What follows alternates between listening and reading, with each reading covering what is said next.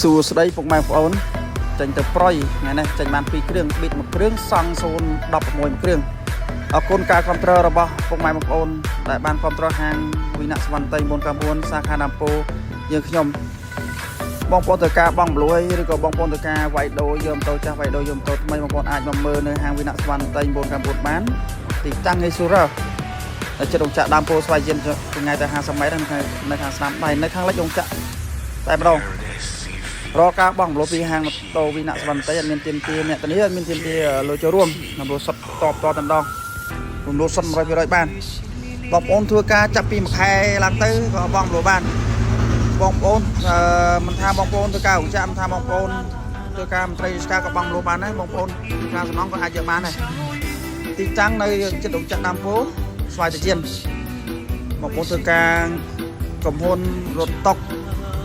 ធ្វើការ order ក៏បងប្អូនអាចបងប្លួយបានគាត់តែធ្វើលិខិតចាក់ខែពីតកែបន្តិចមកធ្វើការបងប្លួយបានដែរនឹងពុកម៉ែបងប្អូនត្រូវកាយអាចតំណតំណងមកឬបងប្អូនអាចមកមើលផ្ទាល់អរគុណបងប្អូនដែលបានគ្រប់គ្រងហាងម៉ូតូវិន័យសវណ្ណតៃ999យើងខ្ញុំសាខាណាំពូអរគុណច្រើនហេងបង